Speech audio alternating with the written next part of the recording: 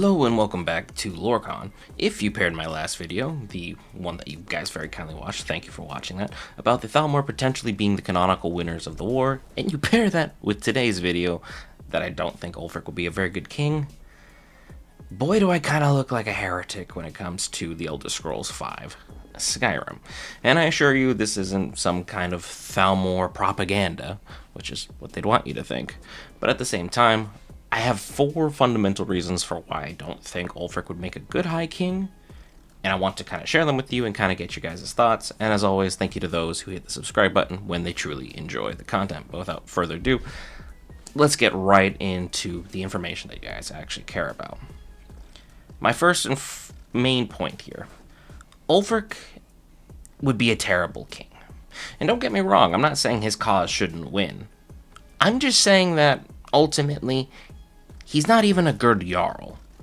And if we have someone who's supposed to be running one hold well, but then has to amplify it and run 9 holds, and he can't even do the first job right, why would you promote him to run all 9? He's a fantastic general. His cause is just. He believes in the Nordic people, passionately to the umpteenth degree. But can he truly run a city? Because I know you hire people for that, but I'm just going to put this out there. He'd be a shit king. And the reason I believe this is, starting off with, there is a literal serial killer in your city. If you took 30 steps outside of where you run your office, where you run all your business and make all your plans for war, you would literally be able to catch someone in the act of ending the lives of your citizens, and you've done nothing about it. You haven't looked into it. You haven't thought it's a main issue. You didn't hire someone to do something. Heck, you're just like, well, that's unfortunate. Oh well, what can be done? Oh, I don't know, maybe an investigation, maybe someone actually stopping it. And we as the player agent are able to eventually figure out who does it. It's one of the more fun quests pertaining to Skyrim, but again, keep an eye on Calixto. He's probably the person you're looking for. But there's a serial killer literally running loose until the Dragonborn shows up and handles your job for you. We're not off to a great start here. And I know you've got a war to run and many important tasks to do, but what happens to those after the war? You know what I'm saying? How do you take care of those who ultimately gave up the highest price, their lives, for your cause? Because we can look directly in-game and find the direct answer to that. Remember Aventus Argentino, the kid who kicked off the whole Dark Brotherhood questline? Well, let's just say that his parents died for your cause, because they did. And then ultimately, your action is to send him off to an orphanage in a place that you know is mismanaged, with a woman that you know is cruel, and will never allow him to see the light of day until he's 18. And mind you, he's a very young child at this moment in time.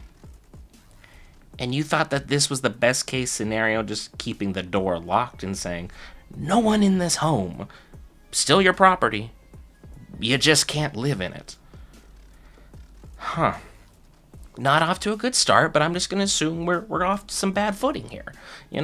There's a home now technically vacant. We can help take care of some of our own with this property, right? Logically speaking, we have a residence that we can have someone reside at that's vacant. Just so happens you happen to have another orphan living in your city by the name of Sophie.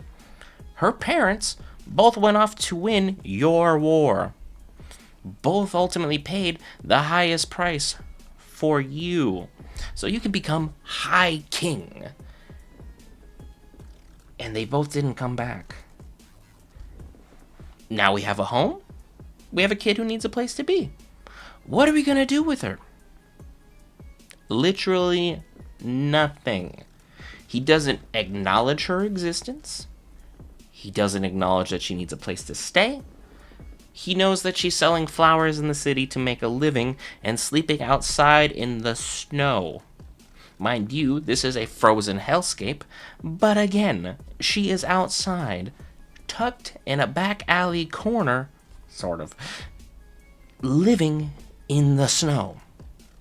And you've done literally nothing for her, even though there's a house 20 feet from where she's sleeping that has a bed that you could literally send her in, but you don't.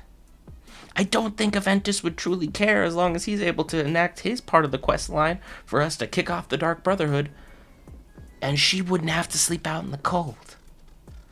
But instead, you won't go outside, and you left a kid out to freeze to death.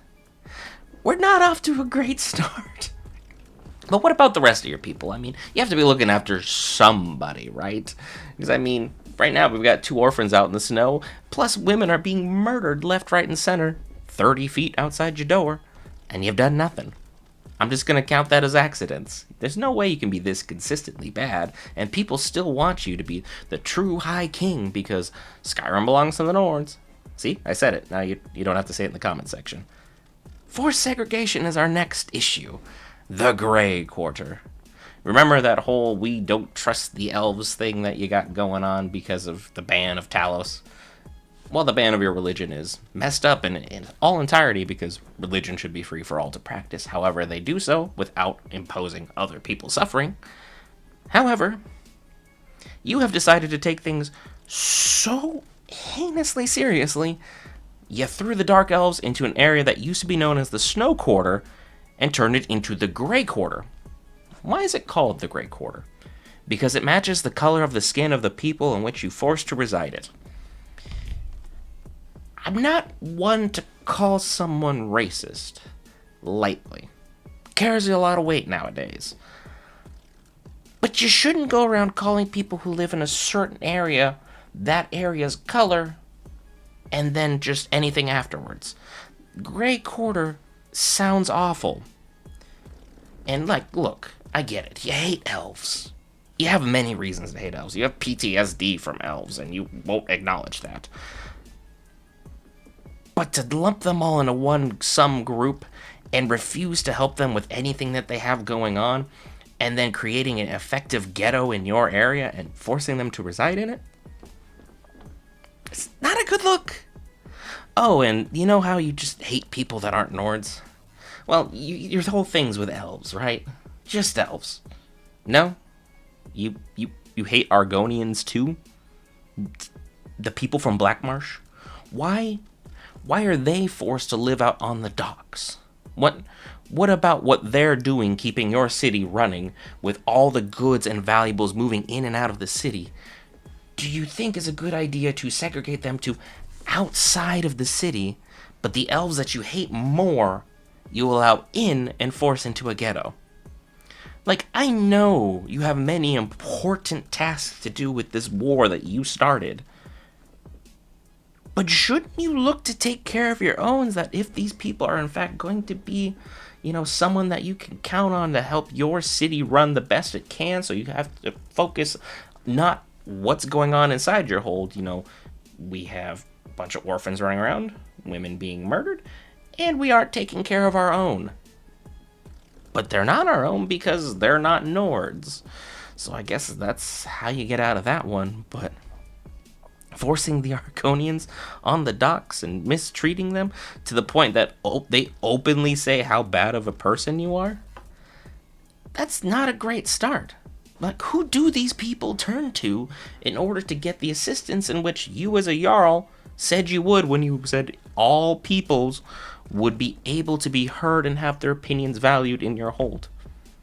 As it ain't you don't got time for that. They turn to Brunwolf Freewinter. You may wonder who that is. Well, if you side with the Imperials, this individual is the person that people in the Grey Order go to when they need a judgment on what to do and what to say.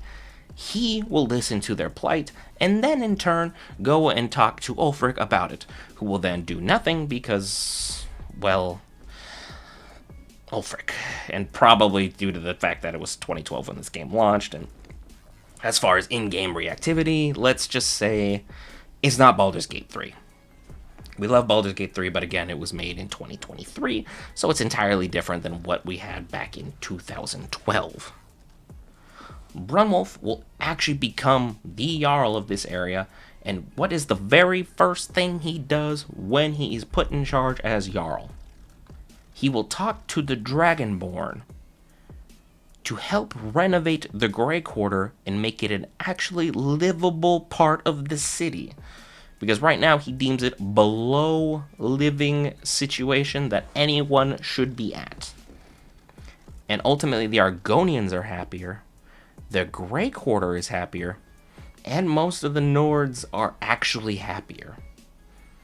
Like, I know you have a lot on your plate, but at the end of the day, if you were supposed to run all 9 holds of Skyrim, and then potentially Cyrodiil pushing on it past your victory here, I'm assuming you allied with the Dragonborn at some moment in time to make this happen, because I don't believe in you. How in the world are you supposed to manage all these tasks? Because you have a serial killer out here destroying women, you aren't taking care of your own, you're alienating everyone who is not your own, and someone has to go out and do your job for you as an intermediary who you proudly ignore because you have too much on your plate with 1 hold. And now you're supposed to amplify that by 9? A great leader you may be, a great general you may be, but as far as a Jarl goes, yeah, this one's game, set, match. You may run the worst hold in all of the Elder Scrolls V, Skyrim. Thank you for listening to me. Leave your thoughts in the comments below. As always, if you make it to the end of the video, be sure to subscribe, because YouTube likes it when you mention these key words and phrases, and it's always great to get to know each and one of you in the comment section below. I've been LoreKhan. I'll see you in the next one.